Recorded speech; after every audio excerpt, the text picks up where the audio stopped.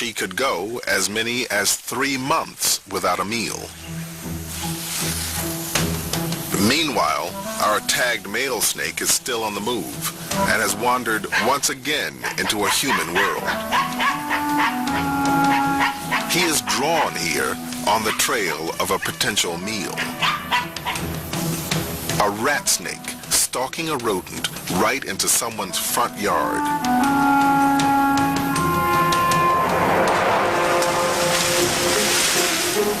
Nothing will interrupt this hunt. Twisting and turning, he mauls the victim, pumping it full of venom.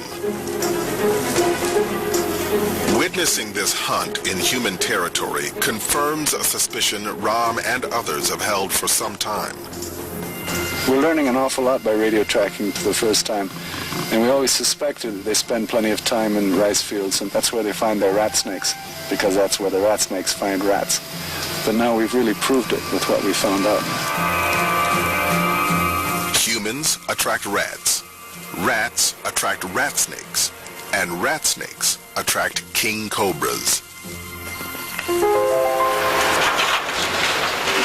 Still, despite increased contact with the serpents, human deaths are not on the rise. It is the king cobras who are more at risk.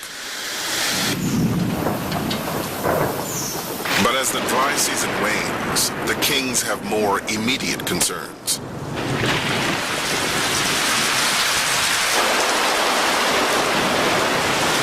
The monsoons of the Western Ghats are legendary, dropping almost 9 meters of rain annually in some places.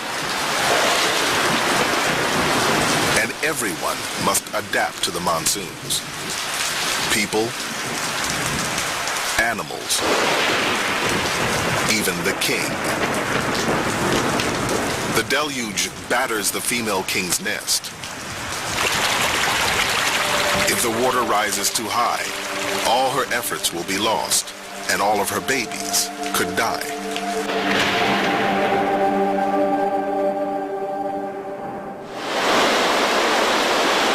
For months, torrential rains soak the Western Ghats. But millions of years of evolution have taught this mother well. The center of the nest stays dry, and the eggs are safe. Finally, after 100 days, the baby snakes are ready to hatch, triggering the hungry mother's departure. She is, after all, a snake eater, and no doubt hungry enough to eat her own young. So instinct drives her away in search of an unrelated victim. Deep in the nest, using a sharp, tiny tooth, a new king tears the leathery egg casing and breathes its first breath.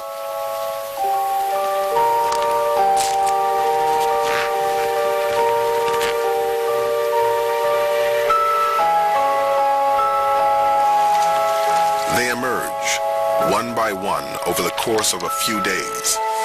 25 snakes in all.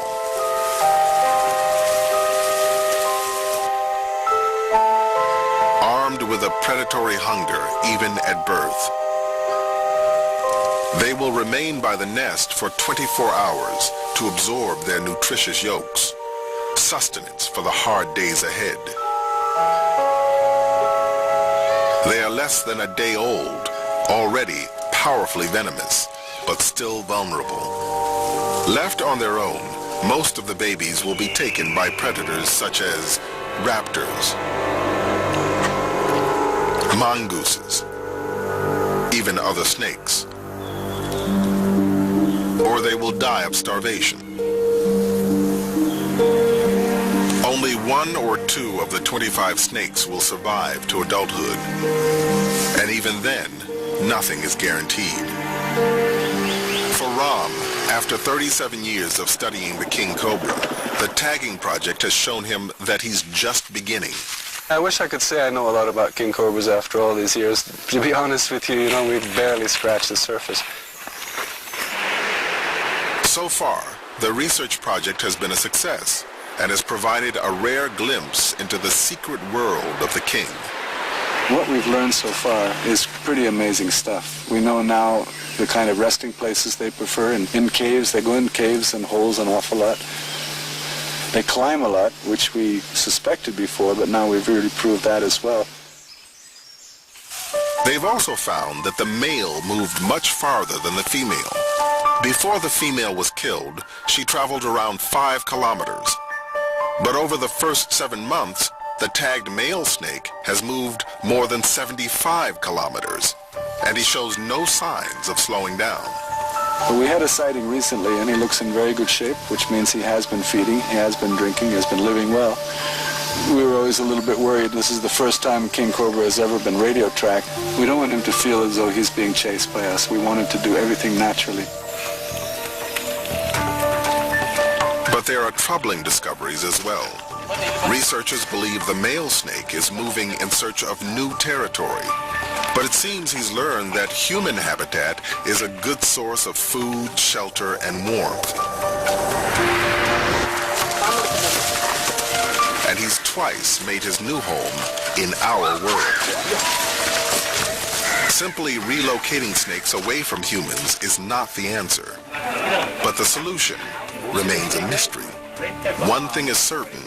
As people expand deeper into the wilderness, something is bound to give. What we're looking at is a mosaic of forest, paddy fields, and plantations, and that's king cobra country. Year by year, the agricultural land is expanding right into the forest. King cobras really depend on this land as well. The Western Ghats have already seen their share of destruction. In the past century, undisturbed forest in the Ghats has dwindled from about 100,000 to a meager 13,000 square kilometers. Now a biodiversity hotspot, it is one of the most endangered ecosystems on Earth. India has lost about 80% of its rainforest, and that's our fear, you know, that the rest of it could go, that we'll lose most of the king cobra's habitat. But the most intriguing discoveries from the tagging program have also been the most shocking. Since the project began, male kings have killed 2 pregnant female king cobras within a 20-kilometer radius. The researchers don't yet know whether the killers were rogue males on a rampage, or if the brutal killings of pregnant females is common among wild kings. The answers will only come with continued research. And the success of this pilot project will go a long way in advancing the study of the king. Here it is there? No. An autopsy of the dead female confirms that she was indeed pregnant. 6, 7, 8, 9, 10, 11, 12, 13, 14, 15, 16. There's one more. Carrying 17 eggs when she met her untimely end.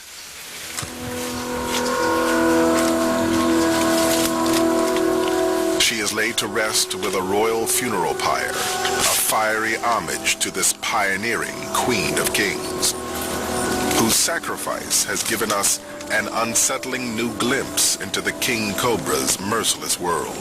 She was supposed to build the nest and get the next generation ready, but she ended up here.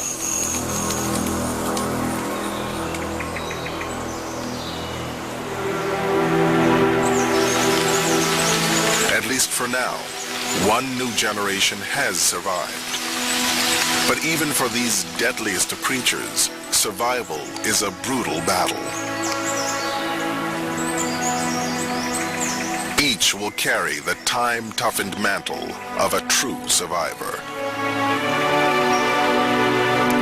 A crown prince destined to reign over one of India's last Edens.